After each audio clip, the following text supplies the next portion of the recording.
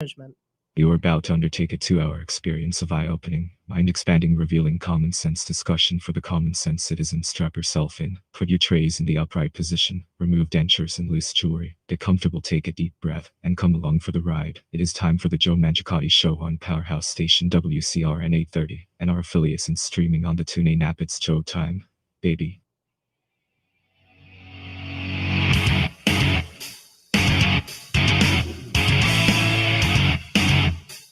All right, folks, good morning and welcome to the Saturday edition of the Joe Mangiacotti Show on AM 830 WCRN. Our affiliates, we're live streaming on the TuneIn app. Of course, we're live streaming on our radio station site as well, naturally. But as far as TuneIn goes, and just go, if you don't have the app, just download it. Takes a few seconds. Punch in WCRN, take us anywhere. Our social media, we're on all of the platforms at Joe Mangi Show, Mangi. And that will help you because we're live streaming the show, and it's not a big production. It's a camera in the studio, but you can listen to the audio stream live on our Facebook page, our Twitter page, my LinkedIn page, my YouTube channel, the Joe Mangiacotti Show. We're even on Twitch TV. So many ways to listen to the show. You can join the conversation at 508-717-1000 at any time during the show. That's 508-871-7000. We also have a text line that's up and running. You can text the show while we're live on the air in real time at 617-297-8388, or even email textjoeintheradio@gmail.com, and it appears on the same screen. You can reach the show off air if you want to communicate. The email for the show, folks, is joemshow@gmail.com. Don't use the text Joe on the radio. I only look at that when I'm on the air. We have an office at 508-603-9778. And a lot of you use the Messenger app through the Facebook, which is perfectly fine to do. So this is the Saturday edition of the Joe Mangiacotti Show from the Box Drop Middlesex Mattress Outlet Studios. Fantastic place, by the way. I got my mattress and power base there, and it really is a fraction of the big stores, as you hear in the commercial. I originally was going to buy one through the one that the brothers used to own, but much better deal with John down there at Box Drop. And they're right at 50 Main Street in Ashland, easy to get to, so check them out. 508-871-7000. Good morning, Russ. Good morning, Joe. How are you? I'm fine, sir. So we had I would, well, first of all, it's the first snow of 2022, but for the winter season, counting the end months of 21, this is really the first decent snowfall that we've had, right? I mean, we had Dustin. I'm pretty sure this was the at least the biggest one, at least for the first one for the year, because I was looking over figures last night, to see how other towns added up with the snow. Sure. And here in Westboro, you had a lot where you live, right? I had a foot of snow where I live, but that wasn't the biggest. The biggest was like 14.4 inches. I forgot the town, but that had to be west of 495, I would think. Probably, I would think, or even up to 290, 190. Okay, yeah. Framingham, I think we got 3 inches. I don't know. I didn't need to go out during it yesterday at all, so I didn't. Let's see. Yeah, it's New England. We know how to deal with that. When we start to get to 12, 14 inches, everybody gets a little challenged. Yeah, this is nothing really for me because growing up in upstate New York, I went pretty much through the same thing weather-wise. I mean, it's no difference. I mean, what's fun to watch is the southern states, right? And I don't mean this in the fun to watch cars crash, but the point is that they're not used to driving in the snow. So when it hits Tennessee, even Virginia, yes, Virginia, look, we had 24 plus hours, right? The I-95 shut down. I mean, these people were there overnight. And what was interesting there, folks, is the social media, right? The tweets are going out. They're going after Youngkin, right? The governor-elect, the guy's not even sworn in, right? And they're dumping this all on him, and he should do something. He's not even the governor, folks, right? I mean, they're attacking the governor-elect for the road conditions and people being stranded. Meanwhile, the outgoing governor is really the guy that's responsible for that. And they should have pre-treated the roads. They could have at least gotten some help out there. In live time, people were tweeting out. The news stations were saying, if you're really in a jam, knock on a truck driver's door. I mean, these long haul truck drivers typically have first aid kits. They have snacks, food in there, water in there. I don't know about you, but my vehicle, my primary vehicle, I'm not talking about the fun Sunday antique car type of thing, but a daily driver that I would be in a situation like a snowstorm. I've always had a first aid kit, the little portable shovel in there, the little generator thing that you plug in the cigarette lighter to jump another car, jumper cables, little kitty litters, good for getting out of a stuck spot, and then there's always water in the car, and basically Belvita bars and Rice Krispie bars, because I love those. But there's always something in the car, right? The protein bars, Belvita. What's the other one that they have? I forget the name of it. It's granola bars. But there's always stuff in the car.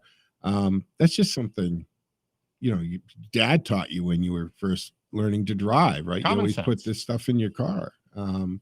So it was a real cluster down there in Virginia, and it wasn't the incoming governor's responsibility.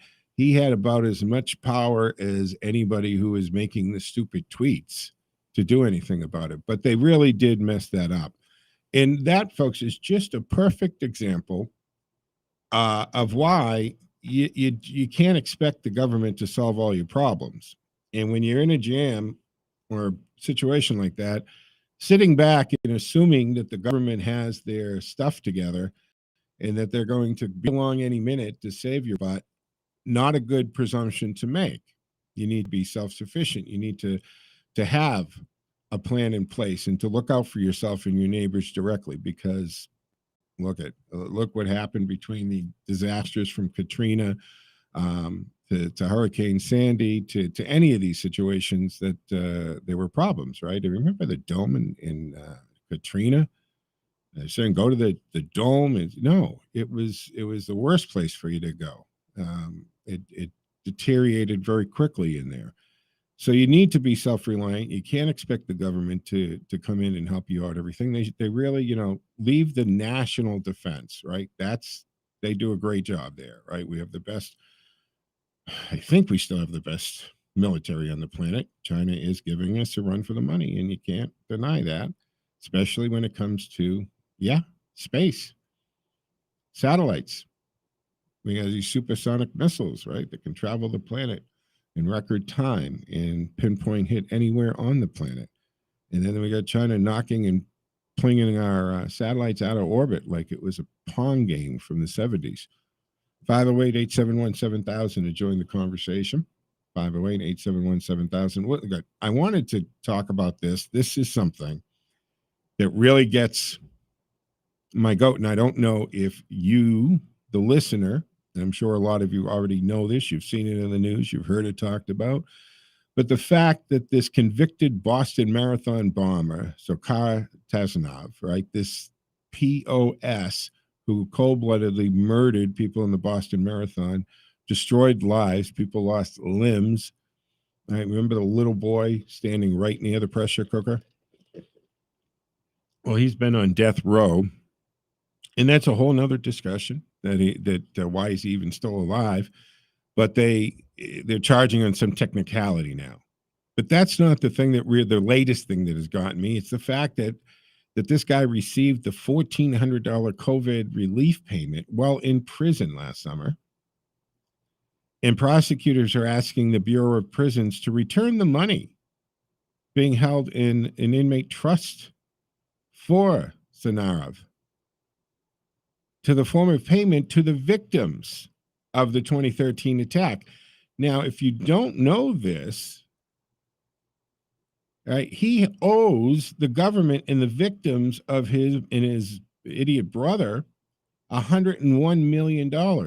Actually, $129,627. So he owes all this money.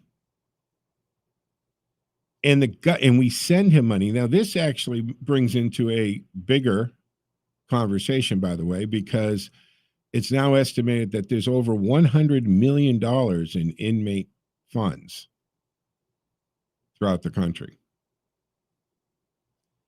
Now, this guy has thousands of dollars in his inmate fund. Now, why does a guy on death row need thousands of dollars? But not only are you, the taxpayer, sending a check to this Jamoke, and you have to remember, I mean, we're already talking about $1 billion plus in fraud on this program alone. That money was sent out indiscriminately, just turned out. There was no means test applied here, right? There was no, well, this person's net worth is $20 million. They make $700,000 a year. Do they need the taxpayers $1,400? Didn't matter. They got it. Well, maybe not that, because I think there was an income thing. But the point is, there was no means test on it, right? So people were getting these checks for $1,400, and they were great. But I know people, and there were people who called this show during that time talking about that people are just banking that money. That's why during the COVID lockdowns, right, personal savings skyrocketed, because at the same time we had the extra bonus unemployment money coming in on your regular unemployment. So now you have people who aren't working, and that's fine. They're not working because of the shutdowns in businesses, so they're going on unemployment. But the combination of the federal assist with their unemployment actually had many people in this country making more money on unemployment than they were taking home working their full-time job. Now, we can debate whether that's good or bad or whatever. I don't think it's necessary for the taxpayers to pay people more than they're making staying home. Well, let's put a pin in that for a moment. So if you are making that kind of money while you're on unemployment, why do you not pay your mortgage or your rent? Because we put in the moratorium. If you were able to pay that rent and pay your mortgage payment when you were taking home $700 a week, and now you're getting $900 a week between all of this unemployment and the $300 federal bonus, why can't you make your payment? Why do you need mortgage moratorium protection? So now we're looking at $1 billion plus of fraudulent money. Well, the money isn't fraudulent, it's there, but obtaining it fraudulently. And we're finding within this country, but there were scammers outside of the United States also getting COVID relief money. And then we just had another big arrest with the PPE, with the business money, right? The loans. 27-year-old guy, $4.3 million. He conned the American government and taxpayers out of money. But going back to Tsarnaev here, not only is he getting taxpayer money, there are people who are sending this Jamoke money in prison. Monthly money. There's a person in Indiana whose payments over the years have totaled over $2,500. And someone in New Jersey has sent him over $1,400. A Maryland resident, a total of $950. And there are other smaller amounts adding up to $3,500. Now, the Federal Bureau of Prison officials have allowed him to spend about 13 grand on himself from his inmate account, while only paying a small fraction of the $103,000 court ordered for his victims. I don't know, how does this work? And what the question becomes, how many inmates that the taxpayers already paying to keep them in prison? That's not cheap. I'm not implying that they have wonderful accommodations, but they do have a bed. They get 3 meals. They're taken care of. Their health is taken care of. They can see the doctor. If they have conditions, your taxpayer dollars are paying for medications or treatments. The point is, why does someone in prison need COVID relief money? They're not losing out on any income. But the Democrats put that in there. They make sure that they're getting that money. After all, at the same time, remember, the Democrats are also trying to include into the new voting bills that inmates get to vote, felons get to vote, as well as illegal alien, illegal citizens, illegal aliens. So this guy has a ton of fees that he needs to pay, court fees, restitution to the victims. But yet they're allowing him to spend $13,000. Now, if you're on death row, what do you need that costs $13,000? Now, through your commissary and so forth, when you're in prison, yeah, you can order, I think it's $25 a week in normal stuff, and then according to my research, in the holiday season, it goes up to $50. For the toothpaste you want, or Fritos, or cookies, the noodles, if you have a hot plate that you have access to. So there's a little prison commerce. There's also a prison commerce that's off the books, right? That you barter and trade things. That's all fine. But they allowed him to spend this kind of money when my understanding here in Massachusetts, when you go into the MCI, and you're in the prison system in Massachusetts, your court fees or any kind of fees you have hanging over you has to be paid prior to you being able to spend money in the commissary or the canteen. They think they call it different things, whether you're in Walpole or Gardner or whatever. Point is, you can't be spending money for Fritos and cookies for yourself, or buying other inmates things, which I'm sure those arrangements are necessary from time to time, or even sending money home. And they're allowed to send money out. Now, a lot of these guys, and maybe women too, but in general, the male population, color me surprised, but a lot of them have wives and or multiple girlfriends and multiple children that we, the taxpayers, are already looking out for with housing and mass health and food stamps and WIC.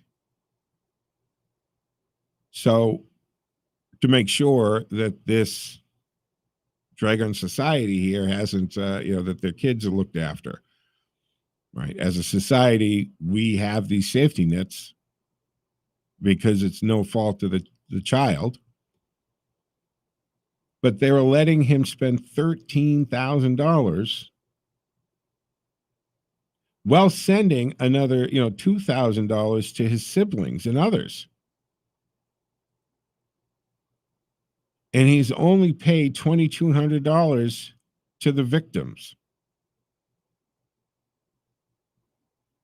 And this guy killed 3 people in cold blood. He injured more than 260. And Speed Bump, the brother, Tamerlan, he died in a gunfight with police while they were trying to escape that manhunt. Remember that? So he was sentenced back in 2015. He's appealing that, of course. He was ordered to pay another $3,000 in special assessment on top of the $101 million. He's held in Florence, Colorado, called the Supermax out there. It's where they put the most dangerous inmates in the country. And now we have the Posters reporting that over the past year, the Bureau of Prisons account system for inmates contains $140 million in total deposits. And prisoners may keep as much money as they like in the accounts. And like I said, they can transfer that money elsewhere by check or money order. And at the Supermax, there's more than 20 inmates that keep six-figure balances on their accounts. And former sex abusers like former Dr. Larry Nassar. They allowed him to spend thousands on themselves while paying those victims very little of what they owe there. So there's a serious problem here, not just with the Boston Marathon bomber, but I think in the whole prison system that those $1,400 checks, and wasn't there 12 or 14 and a 6 or something? Shouldn't these be, someone should be filtering that and saying, we don't really need to send that. I wouldn't have a problem saying, well, they have a child or a couple of children with the wife or the mother of those children who she's getting her $1,400 check, maybe send her another $600 directly to her for the kids. But why do we need to put taxpayer money after we're already paying for their existence? Now, ironically, I know I have listenerships in MCI because the show has gotten letters from people who listen to this show in not Walpole, Concord, in other prisons, for that way, out by the Chicopee, Springfield area. Yeah, there are conservative inmates who listen to the show. And you might be taking issue with this, and it'd be mean to tell you to call in. But the point is, think about it. I'm sure it's a nice bonus. It's a great thing. But that's a lot of money when you multiply the number of inmates that receive these $1,400 checks across the country. What is that number? This whole time that we've been printing this money and sending these money out, and this is one of the reasons the Build Back Better had a problem with getting through. And the infrastructure bill that did get through, by the way, with the accounting office telling us only 8 to 10% of the money in that infrastructure bill that passed actually went for what we call traditional infrastructure, roads and bridges. Now, I think that internet should be included in the term of infrastructure. Even before Elon Musk came along with Starlink, years ago, I was saying, would it make sense for us to put Wi-Fi along the major roads, the interstates, so that people would have access to the internet while they were driving on these roads, if they were broken down and there was bad cell service or what have you? Now, Musk is coming out with the Starlink here, which is about to flip on, which is, if you're not familiar with it, he's been sending up and encompassing the globe with these small satellites that once Starlink is clicked on, and it's in beta version now, he will be providing free high-speed internet to the planet. Yeah, you heard that right. You will have free access to Wi-Fi at speeds greater than you're probably getting on your cable or your Xfinity or what have you at home, anywhere on the planet. So whether you're driving down the Pike in Western Massachusetts with nothing for miles, or you're in the middle of the Sahara Desert or the rainforest or on top of a mountain, your smartphone is going to work through Wi-Fi. Now, instantly, it's probably going to save millions of lives right off the bat, but it will equalize so many things, because that free Wi-Fi will also be in an apartment in the south side of Chicago. or the Hood in Philadelphia, meaning that regardless of your eco stratosphere here, you're going to have access to high-speed internet, which means that students of poor students, rich students, white students, black students, Asian students will all have access to free Wi-Fi at high speed. And that's going to help them tremendously in school, for studying, and it will change things. Bottom line is, I don't think that this Jamoke, the Boston Marathon bomber, should have access to the $1,400 of taxpayer money, much less anything else. And before he spends anything on himself, he needs to pay off his victims, or at least a ratio. $20 a week or something he's allowed to pay on himself. What say you? 508-871-7000 to join the conversation. The Joe Mangiacotti Show from the Box Drop Middlesex Mattress Outlet Studios. We're going to take a quick break here, come back on the other side. Senator Mike Moore in for Politically Speaking at 7 o'clock. We're doing it the second Saturday because of the holiday. Back on the other side. It's time to go out with Joe. Welcome to this edition of Out with Joe, brought to you by Labonte's Auto School with 5 locations. Click Labonte's Auto School to find one near you. I'm Joe Mangiacotti. And this week I thought we'd take a little time to talk about, well, some of those interesting Christmas facts that you can impress your friends and family with. For those of us who are a little out of practice when it comes to dinner table conversation, or you need to redirect the topic away from some controversial fare, these Christmas facts will come to your rescue. You can also use them to spice up your annual Christmas letter, give your social media posts some flair, or study up for holiday-themed trivia night. It's likely not news to anyone that there's a lot more to Christmas than giving and receiving gifts. For example, Christmas wasn't always on December 25th. While Christmas celebrates the birth of Jesus Christ, the actual date is lost to history. There's no mention of December 25th in the Bible, and many historians say Jesus was really born in the spring. And some historians say the date was originally chosen because it coincided with the pagan festival of Saturnalia, which honored the agricultural god Saturn with celebrating gift giving. And gifts have both Christian and pagan origins. See, Christians may have grown up learning that we give gifts at Christmas to mimic the presents the 3 wise men brought to baby Jesus. But like so many other traditions, that also has its roots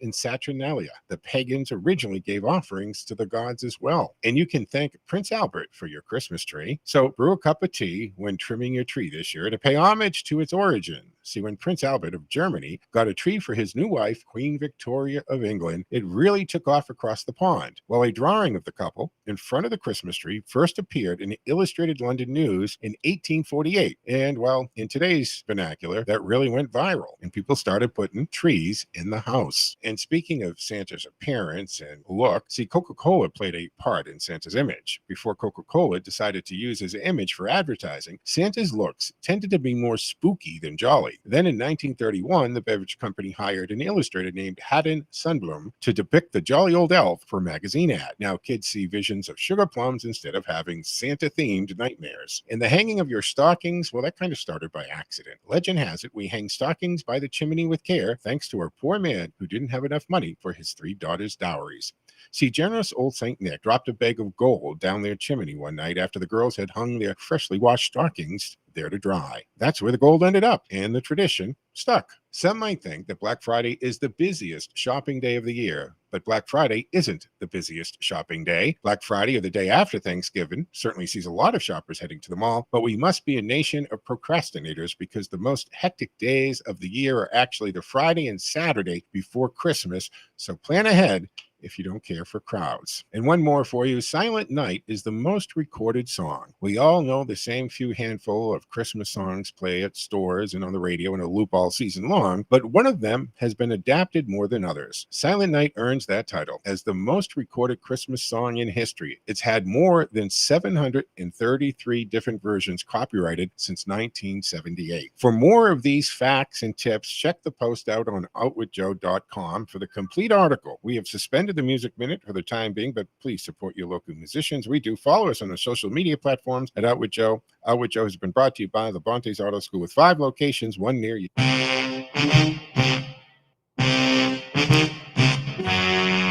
The This is Sean Burke, president of the Licensed Private Detectives Association of Massachusetts, asking you to visit us at lpdam.org when you think you need a private investigator. Don't let your emotions negatively affect your future. Get your answers through a Massachusetts licensed private investigator. Get the facts without risking your credibility by unknowingly committing a criminal offense. You need a license to perform investigations in Massachusetts. What are some types of work that requires a license? Any type of surveillance, interviewing someone for a third party, background and asset checks are just a few examples. For more on this, visit us at lpdm.org and tune into AM 830 WCRN Sunday mornings at 7:30 for case files from the LPDM or anytime at lpdmcasefiles.com.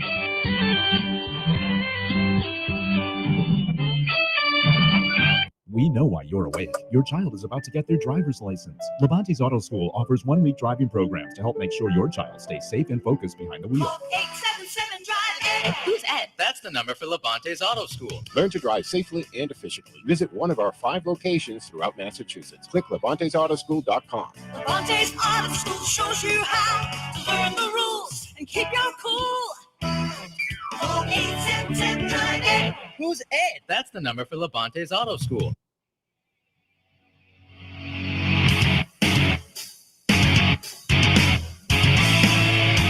All right, folks, welcome back to the second half of the first hour of the Saturday edition of the Joe Mangiacotti Show from the Box Drop Middlesex Mattress Outlet Studios. I'm Joe Mangiacotti. Don't forget, we're live streaming on the TuneIn app, and we're live streaming the show on our social media platforms, which is our Facebook page, Twitter account, our YouTube channel, The Joe Mangiacotti Show.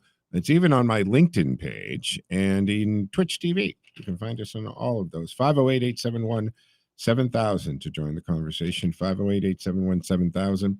I did want to get into the president's speech the other day on January 6th and that surrounding it, and some of the gist, everything from straight out lies to just the bull surrounding it. What happened that day?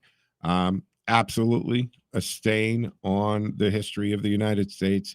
But when you have the vice president and the president and people equating this to December 7th, Pearl Harbor, 9/11, it's insulting to those victims in a very big way. It's just not cool. AOC, nearly 10 people died that day. She is just as clueless as you can get. So the number being put out there is 6 people died. Only one person actually died that day, and that was an unarmed protester who was shot in the neck by Capitol Police Officer Lieutenant Michael Byrd. I'd like to get into, we're going to get into those details. A black officer shoots an unarmed white woman. And I'm injecting race here only because the MSM does it. Mainstream media does this all the time when it has no place in it. But could you imagine, reverse it? White police officer shoots into a crowd. See, this is the other thing. Where is the accountability on this police officer? And I am a defender of the police. Go watch the video. I don't know who this guy was trained by. He clearly isn't well trained in handling a firearm. And he shot through a door into a crowd. He didn't have a target in place, in sight. Any other circumstance, this guy would be on a very different path, this Lieutenant Byrd. She was an unarmed person. Yes, she was part of a mob. There was no direct threat to this guy at the time. It just, Ashley Babbitt, Air Force veteran. She wasn't a violent activist. As a matter of fact, she wasn't even an activist until the Trump era came along. 508-871-7000. Let me go to the phones. I know Ken in Bolton wants to join us. And good morning, Ken. Happy New Year again. And I know you want to go into some of the vaccine mandates, which is great because I don't have a lot of time today because of politically speaking when the senator comes in at 7. But I did want to touch on the mandates because the Supreme Court, of course, was listening to arguments. So, Ken, we can shift gears. Good morning. Ken, I need Ken on the phone. 1 second, Ken. So, Ken in Bolton, good morning. Yes, good morning. There you are. And hello again, Patriots. Hello again. Patriots. And before I cross over to the topic, let me just correct you as far as one person dying on January 6th of last year.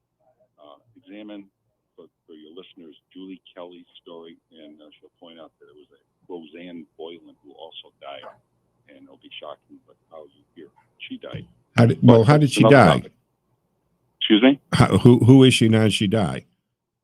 She was a protester who was trampled to death after being they gassed him in a tunnel.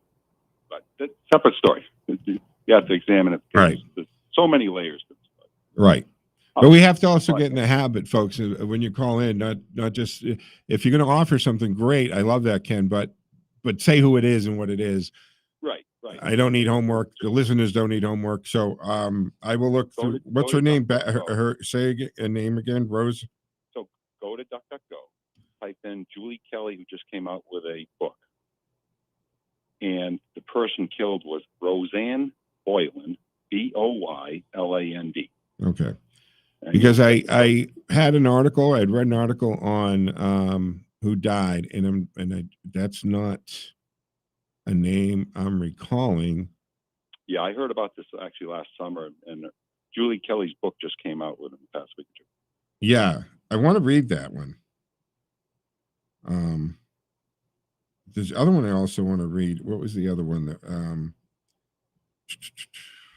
what's the name of Julie Kelly's book? January 6th, something about the Democrats. All right. Yeah, because the other one that actually I think Jerry Doherty was talking about that he had read. Let me see my notes. There's another one on that day too. But anyway, you wanted to get into the vaccinations. Yeah, the mandates. There was obviously a big story yesterday, and how that's going to fall out. Word has it that the ruling's going to be rather quick. So who knows, as early as Monday. Well, this was actually a whole rush hearing in the first place, wasn't it? This was an emergency hearing anyway. So this was already taken. In other words, the SCOTUS took this not in a traditional process. They took it as an emergency hearing, which would usually mean that they will also render their decision rather quickly. Let me ask you this: did you listen to any of the audio of the questioning in SCOTUS's, in the process? Just a little. I'd like to do a lot more this weekend.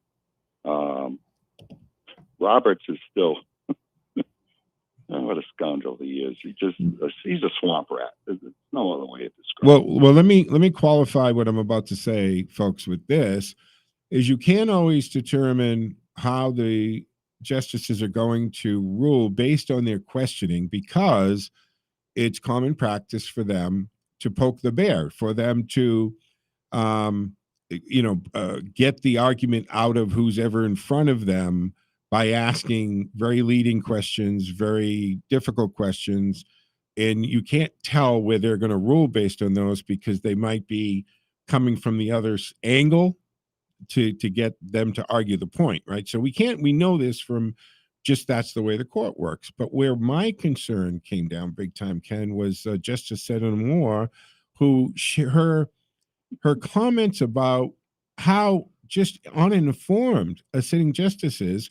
100,000 kids are gravely ill, and many of them on ventilators. And this is what she's saying, folks. She's absolutely wrong in what she's talking about. There aren't 100,000 hospitalized kids from COVID. And that's the other thing, right? She was saying that Omicron is deadly as Delta, even more so. and it's sweeping through, and all of our kids, and are in hospitals and on ventilators. Where is she getting her information? We know where, Joe. Come right. on. What channel is she watching? All the fake news. So that's the world they live in. But folks, percentage-wise, there are 9 justices that preserve our way of life in the Constitution of this nation. And even if she's the only one out of 9 has such erroneous information that she would be applying to. And this is, we have seen activist judges, right, who are making rulings by the outcome they want, not for what's in front of them. And I know one of the biggest problems that you'll hear from the Trump administration is that regardless of the facts that were in front of justices, they wanted to rule against Trump, that they were vacating the facts in the constitutionality as long as it just came out against Trump. And now it almost seems like we see majority of the justices going the other way, right? They're going to do whatever they can to find in favor and grant the executive branch all of this unconstitutional power. I think it's reasonable, though, to predict that it's going to be ruled at least 5-4 to strike down the mandates on the issues that apparently were brought before them. The primary one being the OSHA mandate, which is what I'm kind of joking about or flipping about on Roberts, because OSHA's so to be respected, as Roberts was describing, even though he was probing in a way that he could end up making it 6-3. It obviously is going to be 3 in favor of the mandates, and then maybe 4. But I think it's pretty solid to say that it's going to be 5 against it. Yeah. Because if this OSHA mandate stands, think of the ramifications, Ken. The trouble. Yeah. That just opens a can of worms. Our freedom and liberty is just gone. Because now you have unelected pure bureaucrats being able to make this level of decision across the board, right? There are multiple things going on. First of all, when we're talking about health, it's as though we have thrown the HIPAA regulations right out the window. Nobody even is concerned with any aspect of HIPAA. And you're expected to have to answer questions about what should be private between you and your physician. And this is if they find and support this with OSHA, well, what's the next thing OSHA can put, or another government agency can put in? And for those of you that have followed me or listened to me a long time, one of my biggest pet peeves and issues has always been the fact that there's such a large force out there of bureaucrats in these alphabet agencies who aren't elected, and many have no oversight, Ken, but they make decisions every day, and they can act with the force of law because of their regulations. They can fine you, they can imprison you, they can shut your business down, they can confiscate things, personal property and business property. It's amazing how much power we've allowed to be transferred to bureaucrats. And in Robert's opinion, that's the way it should be. They're so respectable. I mean, geez, it's a government body. Folks, the respect, right? Ken, isn't that a joke? These agencies are loaded with hacks. Most of these people that have the jobs are the ne'er-do-well brother-in-laws of some politician or somebody who couldn't get I mean, it's just ridiculous. I'm not saying everybody, there were wonderful people in these agencies, they're highly educated, they're articulate, they're good at their job, but let's face it, whether it's the state level or the federal level, agencies are a great place to put your family and friends that ask for jobs. Or you want to give them a job because you want them off your couch. I mean, and Joe, on the topic, I wanted to cross over to what I consider to be the best YouTube video I have ever seen. Came out Thursday night by a local, or at least a Massachusetts local. Yeah. The show is Peak Prosperity, hosted by Chris Martinson, who happens to live in Worcester, Massachusetts. I suspect there may be listeners who know Chris. He's well acclaimed, and his interview was with Robert Barnes, a lawyer. And the title of the YouTube video is Expert Attorney Shreds COVID-19 Mandates. It lasts for 73 minutes, and it knocked my socks off. It was so good. Now, I followed both of them, but you put the two together, and it was like peanut butter and chocolate. Reese's, Man. baby. It was just spectacular. All your listeners, check it out. Yeah, I will. It gives you so much ammunition. And let me tell you, one of your listeners in particular who needs to watch this would be Richard from New Hampshire. Yeah. He would eat it up. Yeah. Well, he can listen to it. Remember, he's blind. You got it. Yeah. So listen to the audio. That out. Yeah. And obviously the audio is the critical part. Yeah. Well, the audio that's the point. You can listen to that. Yeah. But, well, that's the thing, folks, this is good information and a great reference to source, because you need to have that, you use the term ammunition, right? You need those arrows in your quiver to be able to have these conversations as to either why, and this is the thing, right? The mandates are based on what is not science, right? That's what we heard. Follow the science. Yet when the science has either changed or then shows us something, they don't change the shutdowns. They don't change the mandates. They don't change the rules that they put in place under the guise of the science. Like when it comes out that, these cloth masks, because of the nature of what it is, are basically useless. Well, wouldn't you just say, well, all right, forget the mask thing. And if they're not working, and they because they do harm.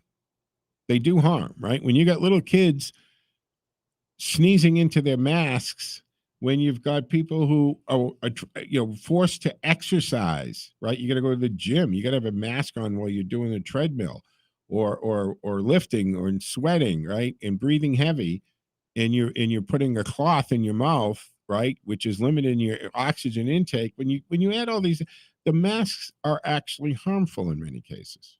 But Joe, have you followed what's happened in the mass media, the mainstream media this week on that topic? Which, the mask topic? What in particular are you talking about? They're saying what you just said.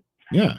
They're throwing up the white flag on that issue. Yeah. So why aren't that being withdrawn? This is just the way the government works. When the school committee, right, the Association of School Boards withdrew their letter, said, our bad, it was a rogue couple people and all of this, right? Shouldn't the memo that Merrick Garland put out telling the FBI to start a targeted list of investigation of parents, don't you think that should have been withdrawn too? Well, then there's the stunt he pulled this week on January 6th. Everybody. It's the worst thing in the country. Yeah. All these people. Yeah. And everybody. So even if you, right? So even if, Mr. and Mrs. All-American Jane and Joe Doe from Nebraska, right, got in their little Winnebago and went down to D.C. just to hold signs along the road or whatever, they're going to be rounded up. And those people have been rounded up. And this is a whole nother conversation that we will have on this show about where are these people, where is the due process. And now, there's these reports of the conditions, them being held in solitary confinement, restricted, they're being beaten, right? This isn't Gitmo. And then we have the whole issue of this Ray Ebbs, right? Do you know who I'm talking about? It's Roy Epps. Roy Ebbs. All right, Roy Ebbs. Yeah. Well, wait a minute. Is it Roy? Because it's Ray in front of me. I just looked it up this morning. Roy Epps. All right. Well, because I have articles in front of me where it's actually Ray. So there's a problem there. Oh, maybe it is. Okay. Maybe my O should have been an A. All right. So Ray Ebbs is the FBI protecting this guy. Now, this is for those of you who don't know the reference that we're making right now. Is if you think back to that day, right? There was this guy, and come on, with the little boy haircut. doesn't he look like a Fed? I mean, he's got the haircut. They were yelling at him, Fed, Fed, Fed. Yeah, exactly. So this Ebbs is in all these videos, and he's an instigator, and you see him whispering in people's ears and tell them to move on, and they got to go in the building. He was actually out there on video on the 5th as well, by the way, instigating this stuff. And initially, they had him out there as one of the primary orchestrators of this day and everything that went on. It started the night before. Yeah, and the FBI posted seeking information, violence at the Capitol. They wanted to know who he was, and social media found this out very quickly, right? I mean, they did. Again, this is just like when you had the guys in the khakis in the white shirt thinking, right, the left thinking that's what white supremacists dress like, showing up at Youngston's thing. So the media did their job and found out who this guy was, but all of a sudden, right, there's this big manhunt, and then they quietly take him off the FBI list. He just disappears. This wasn't the first time he did this stunt. He was also involved in Michigan with Whitmore. Well, that's another case where it turns out that there were more people who were actually FBI informants or agents than there were idiots that were involved with that. We're going to be, Joe, when the House when the Republicans take over the House in a year, hopefully they don't overdo it, but they need to hold hearings right away and uncover these scandals. And the FBI needs to be dismantled. Its function is needed, but not under its current leadership. Yeah, a lot of people feel that it's time for the FBI to be revamped. Either revamped or another agency assume those positions. But that would be a huge undertaking, because it's not every person in the FBI, and I'm not going to paint the FBI with the broad brush, because there are a lot of great people who have joined the FBI, and they're there for the right reasons, and they have the integrity to be there. But what we've found out is that there are a small contingent within the FBI who are just politically motivated, and we have them, right? That we have one FBI agent who pled guilty to charges. We've got them changing report forms, altering reports. Do you know what happened to that? He got nothing. He got a slap on the wrist. Yeah, I know, and he got reinstated with his bennies and so forth. Yeah, and they do that quietly, right? So they splash it in the news when he gets arrested and when he's charged and all that, and then later on, and if you can even find it in the news somewhere buried, he's reinstated once they have a hearing, right? Klein Smith is his name. Yeah, Klein Smith.